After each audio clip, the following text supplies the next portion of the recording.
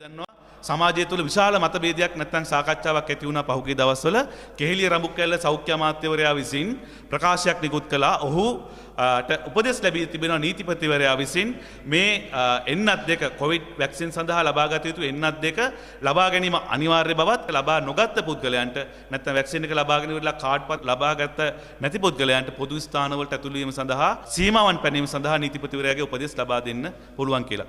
අපිට කියන්න තියෙන දේ තමයි නීතිපතිවරයා කියලා කියන්නේ රජයේ නීති උපදේශක. ඔහුට කරන්න පුළුවන් නීති උපදෙස් ලබා දීම පමණයි. අමාත්‍යවරයාගේ තමයි වගකීම තියෙන්නේ ඒ නීතියක් බවට පත් කිරීම. ඒ නිසා අමාත්‍යවරයාට කොයිම අවස්ථාවකවත් කියන්න බෑ නීතිපති උපදෙස් මට ලැබුණා. ඒක දැන් නීතියක් අනුව ක්‍රියාත්මක වෙනවා කියන එක. ඒ නිසා අපි දන්නවා රජයේ විසින් විශාල උත්සාහයක් දරමින් ඉන්නවා මේ අවස්ථාව වෙන විට මේ එන්නත බලහත්කාරයෙන් හෝ යම් ආකාරයකින් මිනිසුන්ට ගහලා ඉවර වෙලා ලෝකයේ වැඩිම එන්නත ලබා දුණු රාජ්‍ය බවට පත්වීමේ ආසාවක් තියෙනවා. ඒ අනුව ගත්තාම අපිට මේ විශාල විදේශ විනිමය අර්බුදයකට මුහුණ පාලා තියෙන රටක් හැටියට අපි දන්නවා මේ රටේ රජය ජනාධිපතිවරයා එක්සත් ජාතීන්ගේ සංවිධානයට ගිහිලා කිව්වා අපේ රටේ සම්පූර්ණ විශ්වාසය කොවිඩ් මර්ධනය කිරීම සම්බන්ධයෙන් මේ එන්නත සම්බන්ධයෙන් යොමු කරලා තියෙනවා කියන එක. ජනාධිපතිවරයාගේ ඉලක්කය තමයි මේ රටේ ජනගහනයෙන් 80%ක් ඒ කියන්නේ ජනගහනයෙන් මිලියන 17.5කට මේ එන්නත් දෙකම ලබා දීම. එතකොට මේ ජනගහනයෙන් 80%කට නැත්නම් මිලියන 17.5කට එන්නත ලබා දීමේදී එයින් 20%ක් අපිට නොමිලේ ලැබෙනවා මේ කොවැක්ස් අරමුදලෙන් WHO එකෙන් නැත්නම් ලෝක සෞඛ්‍ය සංවිධානයෙන් නොමිලේ ලැබෙනවා. එතකොට මේ මිලියන 17.5ට කොවිඩ් එන්නත් දෙකම ලබා දීම සඳහා දැනට එස්ටිමේට් කරලා තිබෙන මුදල රුපියල් බිලියන 27ත් 66ත් අතර ප්‍රමාණයක් වෙනවා. රුපියල් බිලියන 27ත් 66ත් ප්‍රමාණයක් කියලා කියන්නේ අපේ සෞඛ්‍ය අමාත්‍යාංශයේ සම්පූර්ණ වියදමින් 3න් එකක්. අපි දන්නවා අපේ දේශීය දළදේශීය නිෂ්පාදිතයෙන් 4.8ක් වියදම් කරනවා අපි අපේ රටේ සෞඛ්‍ය සඳහා. ඒ වැය කරන මුදලෙන් 30ක් සම්පූර්ණයෙන් වියදම් කරන්නේ මේ කොවිඩ් අරමුදල සඳහා. එතකොට අපි දන්නවා මේ අවස්ථාවේදී රජයේ ආසියානු සංවර්ධන බැංකුවෙන් රුපියල් මිලියන 150ක ණයක් ලබාගෙන තිබෙනවා. ඒ වගේම තමයි මුදල් අමාත්‍යාංශය වාර්තා කරලා තියෙනවා ලෝක බැංකුවෙන් ඇමරිකන් ඩොලර් මිලියන 80ක ණයක් මේ සම්බන්ධයෙන් ලබාගෙන තිබෙනවා. එතකොට අපි මේ කොවිඩ් එන්නත සම්බන්ධයෙන් මේ තරම් ණය වේලා මුදල් ලබා ගැනීමේ තරම් ආර්ථික අවශ්‍යතාවයක් අපිට තියෙනවද? විශේෂයෙන්ම අපි ඇවිල්ලා අනිත් ලෝකයේ අනිත් රටවල් වගේ නෙමේ මේ එන්නතට පරිබාහිරව අපිට අපේම වූ අනන්‍ය වූ දේශීය වෛද්‍ය ක්‍රමයක් තියෙනවා. මේ දේශීය වෛද්‍ය ක්‍රමය අපේ රටේ නීතිය මගින් පිහිටවපු ආයතනයක්. අපි දන්නවා සෞභාග්‍ය දැක්මේ 20 වෙනි පිටු ඉතා පැහැදිලිව කියලා තියෙනවා දේශීය වෛද්‍ය අමාත්‍යාංශය සහ දේශීය වෛද්‍ය සභාවක් පිහිටීම අවශ්‍යයි. මේ දේශීය වෛද්‍ය ක්‍රමය අපේ සංස්කෘතිය සහ අපේ ශිෂ්ටාචාරයේ සංරචක කියලා. හැබැයි එහෙම කිව්වට රජය මේ සම්බන්ධයෙන් අවම අවධානයක් යොමු කරලා තිබෙන්නේ ඒ සම්බන්ධයෙන් වියදම් කරන ප්‍රමාණය ඉතාම අඩුයි. ඒ නිසා අපි සෞඛ්‍ය අමාත්‍යවරයාට කියනවා මේ එන්නත් දෙක අනිවාර්ය කිරීමට පෙර සාමාන්‍ය මහජනතාවට පැන නගින ප්‍රශ්න ගණනාවක් තියෙනවා. මෙන්න මේ ප්‍රශ්න වලට අපිට උත්තර දීලා ඉන්න. පළවෙනි ප්‍රශ්නේ තමයි එන්නත් දෙකම ලබාගත් අයට මේ රෝගය වැළඳෙන්නේ නැද්ද? එන්නත් දෙකම ලබාගත් අයගෙන් මේ රෝගය අනිත් අයට වහණය වෙන්නේ නැද්ද? ඔවුන් රෝගකාරකයෙක් හැටියට කටයුතු කරන්නේ නැද්ද? තුන්වෙනි කාරණේ තමයි මේ එන්නත් දෙකම ලබාගත් අය ජීවිතක්ෂයට පත් වෙලා නැද්ද? ඒතර මේ කාරණාවලට උත්තර නොදී අපිට මේ එන්නත බලහත්කාරයෙන් ගහන්න ලෑස්ති වෙන්න එපා. ඊළඟ කාරණේ තමයි අපිට වාර්තා වෙනවා රජය විසින් මේ ප්‍රවෘත්ති කොයිවත් ප්‍රකාශයට පත් නොකළට සමාජය තුළ ජීවත් වෙන පුද්ගලයෝ හැටියට අපිට ආරංචි වෙලා තියෙනවා මේ එන්නත් ලබා ගැනීමෙන් පස්සේ විශේෂ සංකූලතාවට ලක් වෙච්ච විශාල ප්‍රමාණයක් ඉන්නවා. ඔවුන්ගේ ලේ කැටි ගැසීම්, ඒ වගේම අංශභාග තත්ත්වයට පත්වීම, මරණයට පත්වීම, හිස රද ඇතිවීම, ඒ වගේම කාන්තාවන්ගේ ඔසප්පීම නතර වීම මේ වගේ ගැටලු ගණනාවක් ඇති වෙලා තියෙනවා. සෞඛ්‍ය අමාත්‍යාංශය මේ පශ්චාත් සංකූලතා පිළිබඳව වාර්තාවක් හෝ අධ්‍යයනයක් කරලා තිබෙනවද?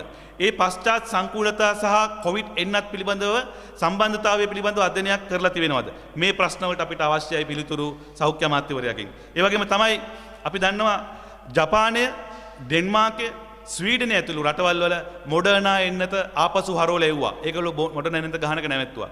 මොඩර්නා එන්නත කියලා කියන්නේ ෆයිසර් එන්නත වගේම ඇස්ට්‍රාසෙනිකා එන්නත වගේම ලෝක සෞඛ්‍ය සංවිධානය අනුමත කරපු අතිශය අවස්ථා සඳහා අනුමත කරපු එන්නතක්. ඒතර ජපානය මේක හරවලා මොඩර්නා එන්නත හරවලා වන්න හේතු වුණේ ජපානයේ සෞඛ්‍ය අධ්‍යයන ආයතන විසින් හොයාගත්ත මොඩර්නා එන්නතේ මෙටල් සබ්ස්ටැන්ස් එකක් තියෙනවා කියන එක. ඒතර අපි අහන්න කැමති අපේ රටට ගෙන්නන මේ එන්නත් අපි දකින්නේ එන්නත ගේනවා එයාපෝට් එකෙන් බානවා අනිත් දවසේ ඩිලිවර් කරනවා ගිහිල්ලා ගහනවා තමයි අපි දකින්නේ. ඒතර මේ අතරතුර කාලය විසින් අපේ රටේ ජාතික ඖෂධ නියාමන අධිකාරිය විසින් අදාළ පරීක්ෂණ කරනවාද? ඒ වගේම තමයි අපිට අහන්න තියෙන ඊළඟ ප්‍රශ්නේ ලෝක සෞඛ්‍ය සංවිධානය විසින් මේ එන්නත නිර්දේශ කළේ හදිසි අවශ්‍යතාවයන් සඳහා. එතකොට ලංකාවෙත් ජාතික ඖෂධ නියාමන අධිකාරී පනත විසින් පනතේ 109 වෙනි වගන්තිය යටතේ හදිසි අවශ්‍යතාවයන් සඳහා මේ වගේ ප්‍රතිකාර ලබා ගන්න පුළුවන්. හැබැයි ඒ ප්‍රතිකාර සමාජයට නිකුත් කිරීමට පෙර සහ පසුව අනුගමනය කළ යුතු කාර්යපටිපාටියක් ඖෂධ අධිකාරියේ ඖෂධ නියාමන අධිකාරිය දක්වලා තිබෙනවා. මේ කාර්යපටිපාටිය මේ ගෙනාපු එන්නත් සැපයුම්කරුවන් විසින් අනුගමනය කරලා තිබෙනවාද? ඒ කියන්නේ ෆයිසර් ආයතනය විසින්, ඒ වගේම මොඩර්නා ගෙනාපුවා, ඊළඟට ඇස්ට්‍රාසෙනිකා ගෙනාපු ආයතන විසින් මේ ජාතික ඖෂධ නියාමන අධිකාරිය විසින් නියම කරලා තියෙන මාර්ගෝපදේශ අනුව කාලීනව නැත්නම් පීරියඩිකල් රිපෝට්ස් අපිට දීලා තියෙනවද කියන දහන කැමතියි. ඊළඟ ප්‍රශ්නේ සෞඛ්‍ය රාජ්‍ය අමාත්‍යවරයා විසින් කියනවා මේ එන්නත් දෙක ලබා ගත්තට පස්සේ දැන් ඒකේ තියෙන ඉමුනිටි එක ක්‍රමානුකූලව අඩු වෙලා යනවා කියලා. නැත්නම් ඒකේ ප්‍රතිශක්තිකරණ හැකියාව ක්‍රමානුකූලව අඩු වෙලා යනවා කියන එක. අපිට අහන්න ප්‍රශ්න දෙකක් තියෙනවා මේ සම්බන්ධයෙන්. එතකොට පළවෙනි ප්‍රශ්නේ තමයි සෞඛ්‍ය රාජ්‍ය අමාත්‍යවරයා විසින් මේ එන්නත ලබා දිය යුතුයි කියන එක දිගින් දිගටම කියාගෙන යනකොට නැත්නම් ජනාධිපතිවරයා සහ සෞඛ්‍ය අමාත්‍යවරයා මේක සම්බන්ධයෙන් එන්නත තමයි අපිට තියෙන එකම විසඳුම කියලා කියද්දී ඒ අවස්ථාවේදී මේකේ ඉමුනිටි එක අඩු වෙනවා කියලා දැනගෙන හිටියේ නැද්ද?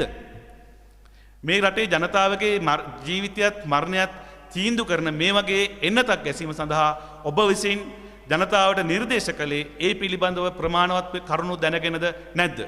ඒ ප්‍රශ්නෙට අපිට සෞඛ්‍ය අමාත්‍යවරයාගෙන් සහ රාජ්‍ය සෞඛ්‍ය අමාත්‍යවරයාගෙන් තොරතුරු දැනගන්න අවශ්‍යයි. ඒ වගේම තමයි දැන් ඇමතිවරයා කියන කාරණේ තමයි එක පැත්තකින් සෞඛ්‍ය ඇමතිවරයා කියනවා මේ එන්නත් දෙකම ගත්තේ නැත්තම් ප්‍රදූෂණයට ඇතුළත් වෙන්න බෑ කියලා. අනිත් පැත්තෙන් රාජ්‍ය සෞඛ්‍ය ඇමතිවරයා කියනවා චන්න ජයසූරිය ඇමතිවරයා කියනවා මේකේ ඉමුනිටි එක අඩු වෙනවා කියලා. ඒතර ඉමුනිටි එක අඩු වෙලා තුන්වෙනි ඩෝස් එකකුත් ගන්න ඕනේ කියලා කියනවා. බූස්ටර් ඩෝස් එකකුත් ගන්න ඕනේ කියලා කියනවා. එහෙමනම් අපි කියන්නේ මේ එන්නත අනිවාර්ය කිරීම කරන්න ඕනේ තුන්වෙනි බූස්ටර් ඩෝස් එකක් ගත්තට පස්සේ. ඇයි?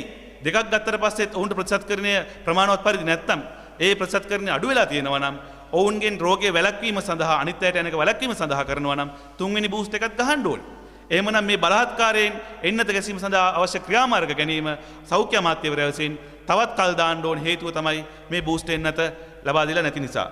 ඊළඟට තවත් ප්‍රශ්නයක් අපිට තියෙනවා. මේ ප්‍රශ්න ගණනාවක් තියෙන නිසා මේක අහන්නේ. දැන් පහුගිය කාලේ රජය කිව්වා රජය නිකුත් කළ නිවේදනයක් අවුරුදු 12ත් 15ත් අතර නිරෝගී දරුවන්ට එන්නත නිකුත් කිරීම ගැන අපි සලකා බලනවා. හැබැයි 15ත් 18ත් අතර අයට එන්නත ගැසීම අවශ්‍යයි කියන එක. එතකොට අපි දන්නවා අවුරුදු 12යි 18යි අතර ඉන්නේ ටීනේජ් නැත්නම් තරුණ වයසේ ඉන්න දරුවෝ. මේ තමන්ගේ ස්වභාවික ප්‍රතිශක්තිකරණය උපරිමෙන් තියෙන අය. එතකොට ඇයි මේ අවුරුදු 12යි 15යි කියන මැදින් රේඛාවක් ගහලා වෙන් කළේ කොහොමද? ඒ සම්බන්ධයෙන් යම්කිසි විද්‍යාත්මක පදනමක් තියෙනවද? අපිට අමාත්‍යවරයා කියන්න ඕනේ මොකද්ද මේ 12යි 18යි ඉන්න දරුවන්ගෙන් 12යි 15 අතර අදපු රේඛාව ඇඳපු නිගමනය මොකද්ද? මේකට හේතුව අපි දන්නවා. මේකට හේතුව තමයි බ්‍රිතාන්‍යයේ UK Joint Committee on Vaccination and Immunization කියන එකෙන් ඒ කියන්නේ බ්‍රිතාන්‍යයේ තියෙන වැක්සින් සම්බන්ධයෙන් තියෙන කමිටුව මගේ නිර්දේශයක් නිකුත් කළා අවුරුදු 12යි 15 අතර ස්වභාවික ප්‍රතිශක්තිකරණය හොඳ නිසා ඔවුන්ට එන්නත් ලබා දිය යුතු නැtei කියලා.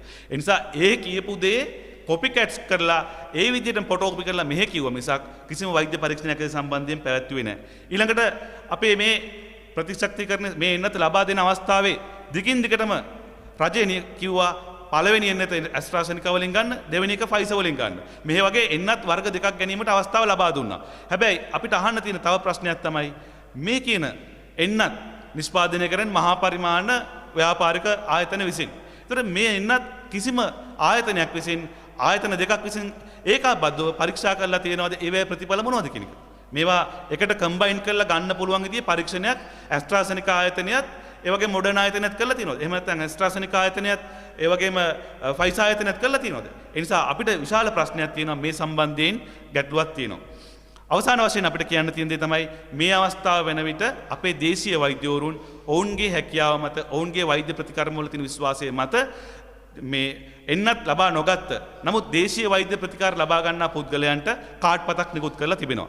ඒ කාඩ් පත මගින් ඔවුන් කියන්නේ තමන්ගේ සේවාදායකයන් හැටියට නැත්නම් තමන්ගේ රෝගී ප්‍රතිකාර ලබන රෝගීන් හැටියට කොවිඩ් සඳහා අවශ්‍ය ප්‍රතිකාර වුන් ලබාගෙන තියෙන එක. අපි රජයට කියනවා ඔබ එන්නත් කාඩ් පතක් නිකුත් කරන්නේ නම් ඒ වගේම මේ දේශීය වෛද්‍යවරු විසින් නිකුත් කරන කාඩ් පතත් පිළිගත යුතුයි. ඒකට හේතුවක් තියෙනවා. ඒ තමයි අපි දන්නවා අපේ දේශීය වෛද්‍ය ක්‍රමය ස්ථාපනය කළ තින්නේ 1961 අංක 31 දරන ආයුර්වේද අනතින්. ඒතර රජය විසින් පිළිගත්ත ස්ථාපිත නෛතික ආයතනයක් තමයි ආයුර්වේද වෛද්‍ය සභාව. ආයුර්වේද වෛද්‍ය සභාවේ වෛද්‍යවරයෙක් විසින් කියනවා නම් යම්කිසි පුද්ගලයෙකුට යම්කිසි රෝගයක් සඳහා අපේ ප්‍රතිකාර කරනවායි කියලා ඒ ප්‍රතිකාරය සම්බන්ධයෙන් නිකුත් කරන නිර්දේශ පත පිළිගැනීම සඳහා රජයට නෛතික බැඳීමක් තියෙනවා. සෞඛ්‍ය අමාත්‍යවරයා කියලා කියන්නේ බටහිර වෛද්‍ය ක්‍රමයේ සෞඛ්‍ය අමාත්‍යවරයා විතරක් නෙමේ අර තින බටහිර ව්‍යාපාරික ෆයිස් ආයතනයේ නැත්නම් මොඩර්න් ආයතනයේ නියෝජිතයෙක් නෙමේ මේ රටේ දේශීය වෛද්‍ය ක්‍රමයේ අමාත්‍යවරයා සෞඛ්‍ය අමාත්‍යවරයාමයි. ඒ වගේම තමයි අපි අධිකරණයකට ගිහිල්ලා නීතිඥවරයෙක් හැටියට අපි දන්නවා අධිකරණයට ගිහිල්ලා සම්කිස් සේවාදායකයෙකුට අධිකරණයට එන්න බැරි වුණොත් එදාට අපි කියනවා වෛද්‍ය වාර්තාවක් ඉදිරිපත් කරන්න කියලා. අධිකරණය විසින් දේශීය වෛද්‍යවරයෙක් විසින් ඉදිරිපත් කරන සෞඛ්‍ය වාර්තාව පිළිගන්නවා. ඒ නිසා රජයට වගකීමක් තියෙනවා මේ දේශීය වෛද්‍යවරු විසින් ලබා දෙන ප්‍රතිකාරات මේ කොවිඩ් සංගතය සඳහා සුදුසුයි කියන එක පිළිගැනීම සඳහා. නිසා එසේ නොකළහොත් අනවශ්‍ය විදිහට තමන් රාජ්‍ය මූල්‍ය වැයදම් කරලා තමන්ගේ පුරවැසියන් බය ගන්නලා මේ කරන අපරාධයට සහ මේ නැති විය හැකි සංකුලතාවයන් නිසා ඇතිවන මරණ වලට මේ රජයත් සෞඛ්‍ය අමාත්‍යවරයාත් වගකිය යුතුයි කියන එක දේශප්‍රේමී ජාතික පෙරමුණට කියා සිටින කැමැති. බොහොම ස්තුතියි.